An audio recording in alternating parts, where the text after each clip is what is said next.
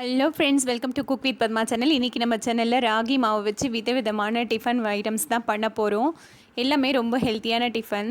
இது எப்படி செய்யுதுன்னு பார்க்கலாம். இது ஆழாக்கு 200 கிராம் அளவு. இதில் 2 ஆழாக்கு அளவு ராகி எடுத்திருக்கேன். 2 ஆழாக்கு ரேஷன் அரிசி, புழுங்கல் அரிசி எடுத்திருக்கேன். நீங்கள் இட்லி அரிசி போடுறதா இருந்தாலும் போட்டுக்கலாம். இதில் 2 ஆழாக்கு புழுங்கல் அரிசி, 1 ஆழாக்கு பச்சரிசி எடுத்திருக்கேன். நீங்கள் இட்லி அரிசி போடுறதா இருந்தால் பச்சரிசி போட வேண்டாம். இதை சேர்த்துக்கிட்டு 1/4 ஆழாக்கு அளவு உளுத்தம்பருப்பு எடுத்துக்கணும். ஒரு 50 கிராம் வரும் அது. இதை சேர்த்து தண்ணி விட்டுட்டு நம்ம எப்போவும் இட்லிக்கு ஊற வைக்கிற மாதிரி 5-6 மணி நேரம் இதை நல்லா ஊற வச்சிடலாம்.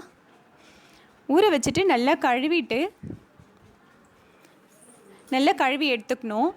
இதை கிரைண்டரில் போட்டு இட்லி மாவு மாதிரி நல்லா நைஸாகவே அரைச்சி எடுத்து வச்சுக்கணும். நம்ம வாரத்துக்கு ஒரு முறை இட்லி மாவு அரைக்கிற மாதிரி இதையும் அரைச்சி எடுத்து வச்சுக்கிட்டோம்னா எப்போ வேணும்னாலும் நம்ம செஞ்சுக்கலாம்.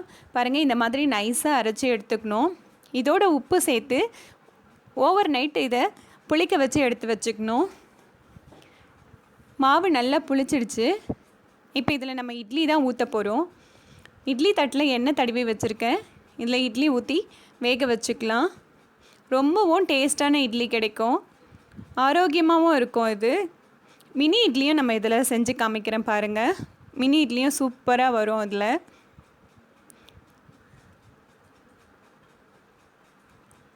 பாருங்கள், இட்லி நல்லா வெந்துருச்சு. நல்லா குண்டு குண்டாக புஷ்ஷுன்னு வந்திருக்கு பாருங்கள். இட்லி செம்மையாக இருக்கும்.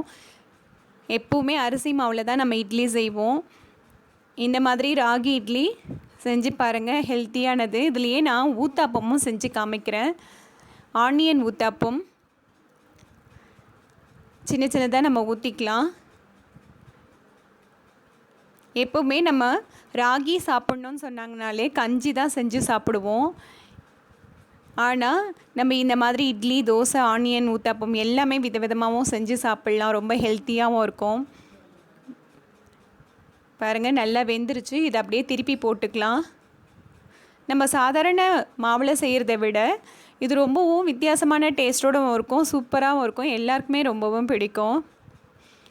நல்லா வெந்துருச்சு. இதை வேறு ஒரு தட்டுக்கு மாற்றிக்கலாம். இல்லை, நான் தோசையும் ஊற்றி காமிக்கிறேன் பாருங்கள். நல்ல சாஃப்டான மொறு தோசை மெல்லிசாக நம்ம ஊற்றலாம். இதில் அரிசி மாவில் செய்கிற மாதிரியே சூப்பராக இருக்கும் டேஸ்ட்டு.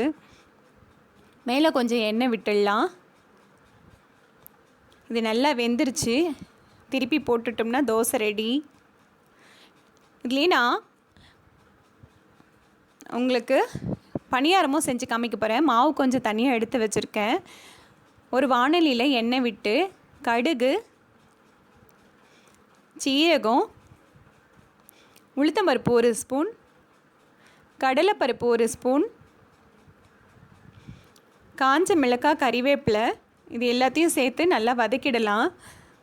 பருப்பெல்லாம் நல்லா வதங்கணும். 2 வெங்காயம் பொடியாக நறுக்கி வச்சுருக்கேன். அதையும் நம்ம இதோடு சேர்த்து நல்லா வதக்கிடணும். வதக்கிட்டு நம்ம எடுத்து வச்சுருக்க மாவோடு சேர்த்து நல்லா மிக்ஸ் பண்ணிடலாம்.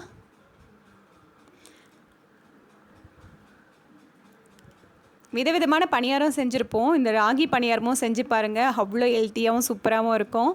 இப்போ பணியார கல்லில் எண்ணெய் விட்டுட்டு இதில் பணியாரம் ஊற்ற போகிறோம். குழி ஃபுல்லாகவும் ஊற்றக்கூடாது, அரை தான் ஊற்றணும். அதுவே நமக்கு நல்லா பொங்கி மேலே வரும். ஸ்லோ ஃப்ளேமில் வச்சுட்டு செஞ்சிங்கன்னா நல்லா மொறுன்னு இருக்கும்.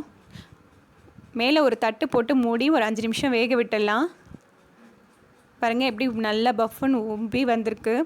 அப்படியே திருப்பி போட்டுட்டு ஒரு 2 நிமிஷம் வேக விட்டுட்டோம்னா மேலே நல்லா மொறுன்னு கிறிஸ்பியாக இருக்கும், உள்ளே நல்லா சாஃப்டாக இருக்கும். சாப்பிட்றதுக்கும் ரொம்ப டேஸ்ட்டாக இருக்கும். இதை சட்னி கூட இல்லாமல் அப்படியேவும் சாப்பிட்லாம். ஈவினிங் ஸ்நாக்ஸாக கூட சாப்பிட்லாம் நம்ம. பாருங்கள், இட்லி, தோசை, மினி இட்லி, பணியாரம் எல்லாமே சூப்பராக செஞ்சாச்சு. இட்லி பாருங்கள் எவ்வளோ சாஃப்டாக வந்திருக்கு. ரொம்பவும் ஹெல்த்தி. இனிமேல் நம்ம ராகின்னா கஞ்சி மட்டும் போடாமல் இந்த மாதிரி இட்லி, பணியாரம் எல்லாமே செஞ்சு சாப்பிட்லாம். நீங்களும் செஞ்சு பாருங்கள். எங்கள் சேனல் உங்களுக்கு பிடிச்சிருந்ததுன்னா லைக் பண்ணுங்கள், ஷேர் பண்ணுங்கள், சப்ஸ்கிரைப் பண்ணுங்கள். தேங்க்யூ.